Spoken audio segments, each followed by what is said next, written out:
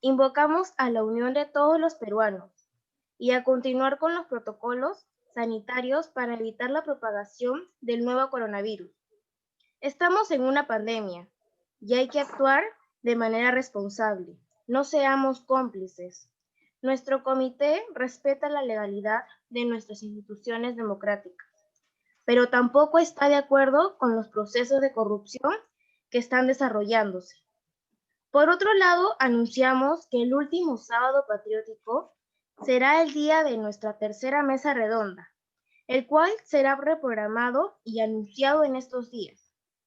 También le invitamos a asistir el día de mañana, domingo 15 de noviembre del presente año, que será un homenaje a Santa Isabel de Hungría, patrona de la Orden Franciscana, que será dirigida por la licenciada Gladys Echereiber Córdoba. Y antes de comenzar con la ponencia del día de hoy, leeré esta cita. Necesitamos líderes que no estén enamorados del dinero, sino de la justicia, que no estén enamorados de la publicidad, sino de la humanidad. Y continuamos con la ponencia del día de hoy, sábado 14 de noviembre, con la ponencia titulada Arqueología del conflicto, su aplicación en hechos de crímenes y conflictos del pasado, que será dirigido por el presidente del Comité Patriótico. Gracias. Muy buenas noches a todos. Van a disculpar que el día de hoy no se ha presentado a la ponente por un problema de señal. Me he estado también tratando de comunicar con otro contacto ahí en Paraguay, pero en estos momentos hay problemas con la señal.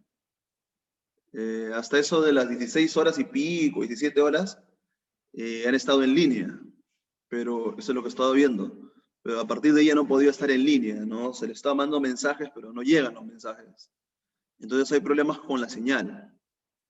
Entonces va a pedirle disculpas del caso y voy a tener que llevar a cabo, en este caso mi persona, la presente ponencia, ¿no? Les voy a pedir, si por lado por hoy no hay tiempo y se acaba, se va a apagar el Zoom, que vuelvan a ingresar por una vez más. Solamente vamos a hacer una sesión de Zoom más posiblemente, si es que no queda tiempo. Igualmente, para esta ponencia no va a haber ronda de preguntas en vista del tiempo. Estamos en una crisis generalizada a nivel nacional en nuestro país, ¿no?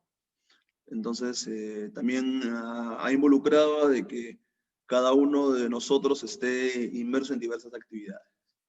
Muy bien, en el inicio, antes de comenzar nuestra reunión, hemos pasado un fragmento de un pequeño documental para que sepan un poco sobre la historia de lo que es la antropología forense.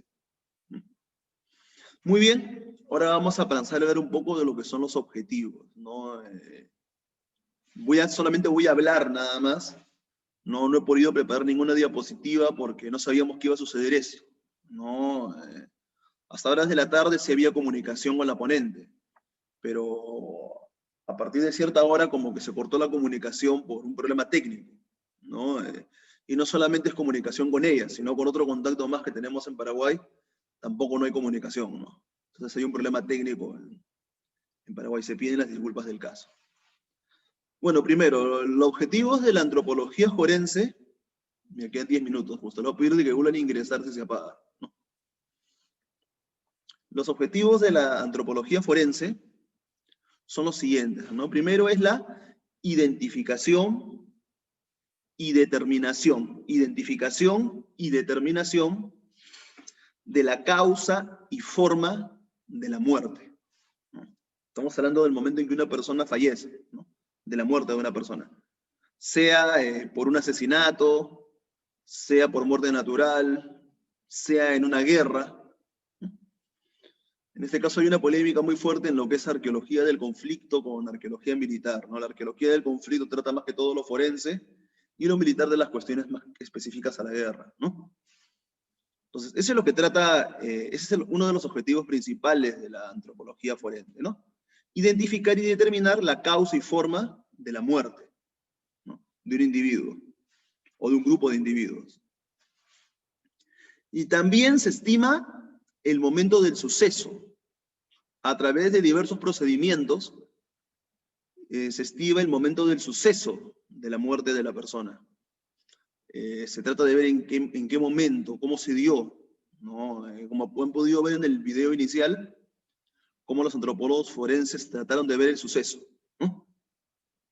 Y la captación de la evidencia física en apoyo para obtener conclusiones y obtener más información, ¿no? Ese es el objetivo principal de investigación de la antropología forense. Sin embargo, también se planean cuestiones importantes, ¿no? Primero, una cuestión para poder identificar, la primera pregunta que se plantea a un antropólogo forense cuando encuentra un hueso, se pregunta primero, ¿no? ¿Son restos humanos? Efectivamente, el antropólogo forense tiene que aprender a diferenciar los restos humanos, los huesos humanos, de los huesos de animal. No tiene que haber una diferenciación entre ambos tipos de huesos. Entonces, primero el antropólogo forense tiene que identificar que sean huesos humanos. Segundo, ¿se trata de un individuo o de varios? A veces los huesos están dispersos, ¿no? No sabemos lo que sucede, están dispersos. Entonces, también tienen que identificar si se trata de una persona, de dos o de más personas. Entonces, esa es otra cosa que tiene que identificar el antropólogo forense. Otra pregunta de investigación que se puede hacer el antropólogo forense es ¿qué aspecto tenía esa persona? O sea, es una descripción de la persona. No, a través de la evidencia material de los huesos, trata de ver una descripción de la persona. Otra pregunta de quién se trata, ¿no? Los rasgos, ¿no? La edad, el sexo, las características fisiológicas de la persona, son otras cuestiones. Obviamente de que el hueso de un niño va a ser diferente al hueso de un adulto. Igualmente, hay huesos que a través de ciertos huesos podemos identificar también el sexo de la persona, ¿no? A través del cráneo, a través de la pelvis también, ¿no? Hay ciertos huesos humanos que nosotros podemos identificar, ¿no? Obviamente que el cráneo es un conjunto de 32 huesos, ¿no? ¿No? Generalmente se puede diferenciar por el hueso frontal que se encuentra aquí, ¿no? El hueso frontal, ¿no? También por la mandíbula, ¿no? La mandíbula es el maxilar inferior, es una forma también de identificación del sexo en los seres humanos, ¿no? Por otro lado, también tenemos la pelvis en la parte de abajo. Entonces, los tipos de hueso nos dan un gran cúmulo de información sobre cómo podemos nosotros obtener datos que nos van a servir para una investigación. Ahora, generalmente la antropología forense se usa para cuestiones policiales, ¿no? O de repente también militares, ¿no? En caso de repente de guerras, cuestiones de derechos humanos, etcétera, etcétera, ¿no? Pero también la antropología forense creemos de que puede ser utilizado para la arqueología, para conocer el pasado de las sociedades. Y efectivamente, ¿no? Los datos sobre los individuos son claves para poder conocer qué es lo que hacían, ¿no? Qué es lo que hacían los individuos, quiénes eran, cómo eran. Entonces son datos muy importantes que nos brinda la antropología forense para la arqueología, ¿no? Es muy importante eso, ¿no?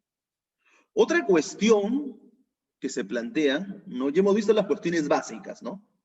Identificar la edad, el sexo, las características fisiológicas, identifica si son restos humanos o de animales, primero, eso es lo primerito, ¿no? Si se trata de un individuo, de varios individuos, etcétera, etcétera, ¿no? Ahora, otras cuestiones más que se tiene que plantear el investigador es cuándo ocurrió, ¿no? El tiempo, la datación. No se trata de un entierro reciente, un entierro antiguo, prehispánico, tenemos que ver cuándo ocurrió eso. Obviamente que si solamente hay huesos enterrados, lo más posible es de que se date de bastante tiempo, ¿no? No recién, ¿no? Cuando ya es un cadáver es otra cosa, ¿no? Ahí ya no es antropología forense, sino ya actúa la medicina forense, que es otra rama totalmente diferente, ¿no?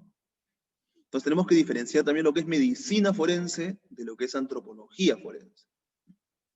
Siempre diferenciar eso. Entonces el antropólogo forense tiene que verificar cuándo ocurrió, ¿no? Y también el contexto, las cuestiones culturales, determinan mucho para saber cuándo ocurrió, ¿no? Por ejemplo, si ves un entierro que está con una ropa del siglo XX, obviamente de que van a saber que ha ocurrido en la época contemporánea, ¿no? Ahora, si vemos un resto humano, huesos humanos que están con ropa de la época de los incas, obviamente que ha sucedido hace mucho tiempo, ¿no? Pero igual es necesario datar, ¿no? Entonces, para ver cuándo ocurrió, ahí ingresa lo que es la arqueología forense. Utiliza, por ejemplo, el método estratigráfico, la asociación de materiales arqueológicos o culturales, para poder nosotros observar, para poder identificar y detectar hace cuánto tiempo se desarrolló eso. Es importante tener en consideración esos aspectos. Otra pregunta importante es, ¿murió la persona en el lugar de enterramiento o fue objeto de traslado después de muerta? No, efectivamente, eso es lo que vamos a ver ahorita justo respondiendo a esa pregunta. Ahorita les voy a exponer un material, pero voy a pedirles por favor de que vuelvan a ingresar, porque quedan 2 minutos. Ya justo para responder esa pregunta les voy a enseñar, voy a compartir con ustedes un material de unas excavaciones que realicé hace mucho tiempo, para poder responder esa pregunta, ¿ya? Como compartiendo. Por favor, les voy a pedir de que vuelvan a ingresar para la última sesión, para terminar esta breve charla. Muchas gracias. Vuelven a ingresar, por favor.